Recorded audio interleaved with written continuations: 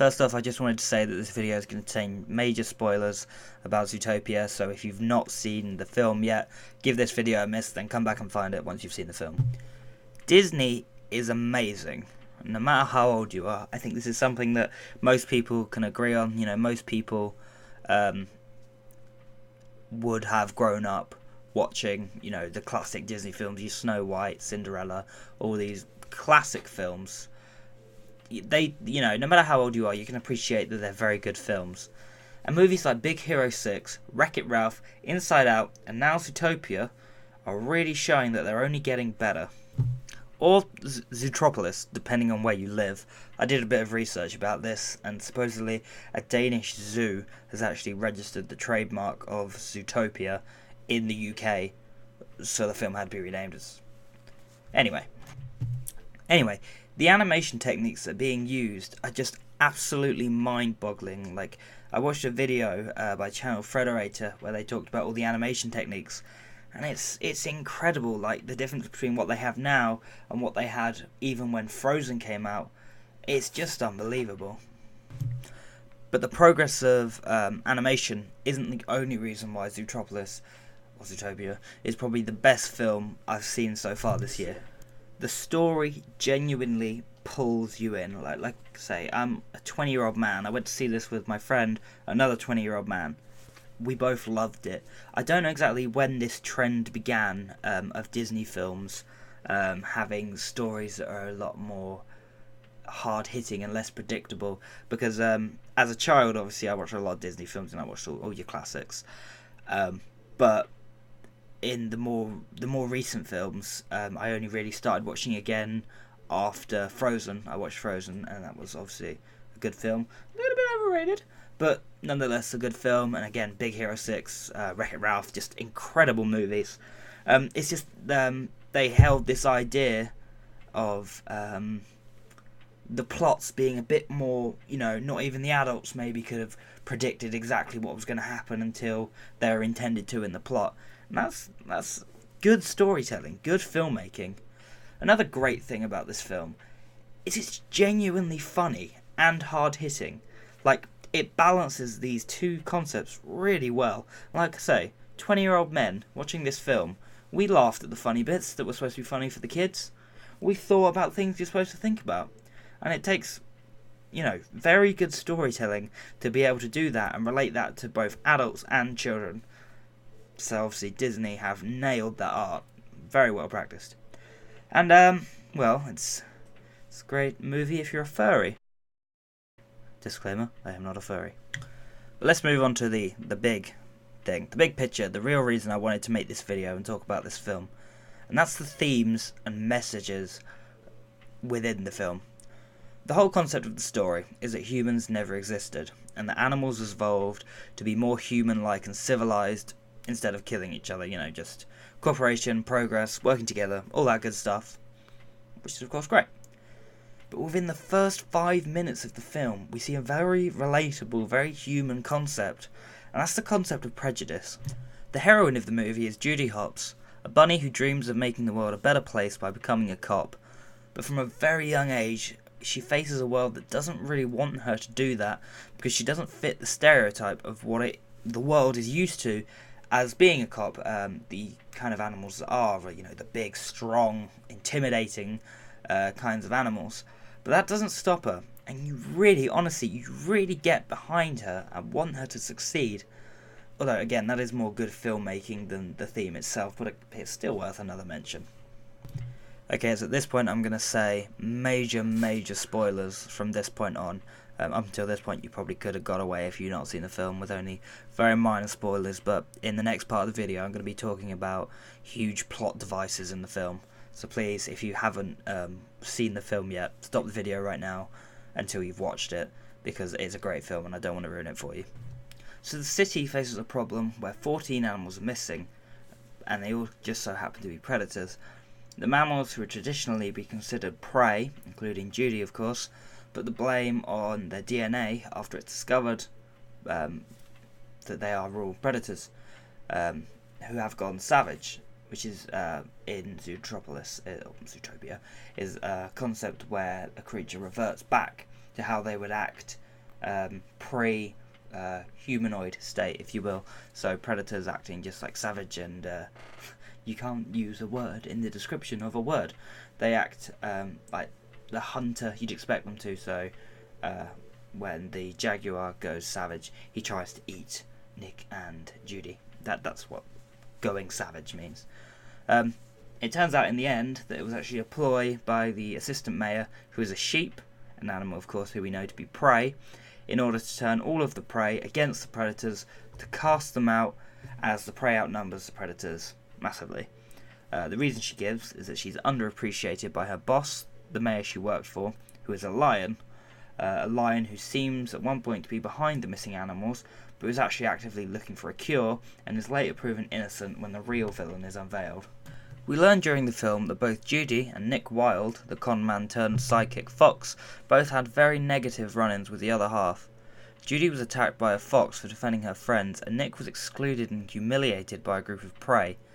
So going back to that very human idea of prejudice, what if the film was about humans and not animals? You do that and all of a sudden the similarities between Zootopia and our own society are uncanny. Nick gets excluded by the other children because he's different to them, because they are afraid of him, because they are judging him based on what other foxes have done, even though he has never wronged them and genuinely wants to just be a part of their group. But he's shunned and made to feel different. Now, that sounds and feels a lot like Islamophobia to me. But what does the movie teach us? What do we take from this? We take that those animals were wrong. The prey, they made little Nick cry. Oh my god. That scene.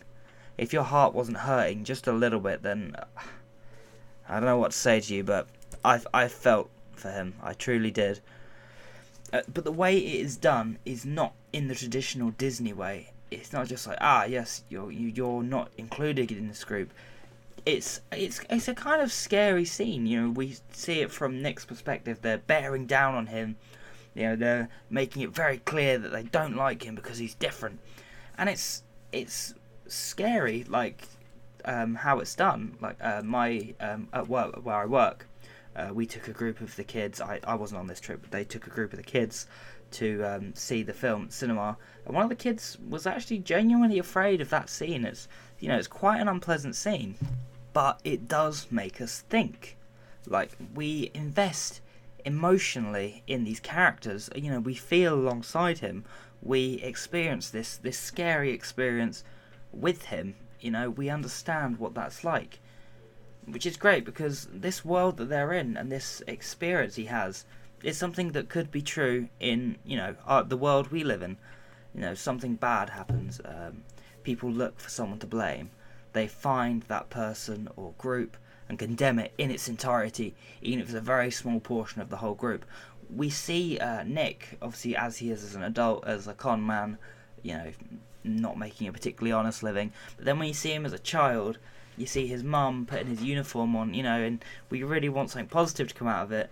But then it just doesn't, and it's awful. But then we understand the character better, and also that part of society that exists in this world that also exists in our world. We understand that better. What Zootopia shows us is that with all the different animals cooperating, it's much better for everyone. And I mean, how could that not be a message for us in our everyday lives? Honestly, while watching the film, Islamophobia was something that came to mind when Nick and the other predators are judged based upon the actions of the animals who go feral, savage, judged before the situation is explained. The fact is, there are evil people in the world, both in our world and the world of Zootopia. But it's like Judy says, prey can go savage. Being a predator doesn't make you evil, in the same way in our everyday lives, being a Muslim doesn't make you a terrorist. I'm not going to go too deep in on that subject. You could really go in on that. But that's not what this is meant to be about. This isn't a hugely political thing. This is just something that came to my mind while watching it. But obviously the general message of not being prejudiced is a great message also, and it's also a lot more generalised. The list of things this movie did right could go on for absolutely ever. Like, the one who seems to be the villain at first is actually more like a hero, and the soft cuddly one is evil. It also takes all the positives from the negative of the prejudiced, because in the end, the timid little bunny and the the cunning fox, who no one expected anything of, become police officers, which is symbolic of being good and righteous, and, you know, Judy gets the things she wanted to be able to help people and do right by the world, all that good stuff. And it takes this age-old message of being who you want to be and takes it to the next stage of be who you want to be and not who you should be or are expected to be, which is a much more useful lesson to be teaching kids and anyone really. The film straight up says that life isn't about singing a song and everything being automatically better. It's literally about working hard, persevering, and striving towards what you believe is right. That's how the plot is resolved, and in the end, Judy's dream of being a cop becomes true, not because she wished for it or any of this stuff, like she didn't rub a magic lamp and wish to become a cop and save the world and make it a better place, but because she made it happen herself. Zootopia dares to be different. Different is great. Again, another huge message in this film. Judy Hopps isn't a princess born into royalty or any of this, she didn't have privilege. You know, if you look at her upbringing, you know, huge family, to put it in real life, huge family, possibly low income because they're selling carrots at the roadside. So she doesn't have everything handed to her. She goes out and gets everything, and that's great. She's not this perfect character. There's a point in the film where she straight up gives up and goes home. She slings a hook in and just like, alright, whatever, I'm done. And she has to then admit that she's wrong and that she did make mistakes. Just like in real life. In real life, things aren't... I hit the microphone again, but that's fine.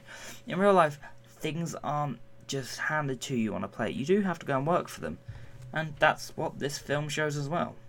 It offers social commentary expertly woven into a story with a great plot, lovable characters, and that anyone can enjoy.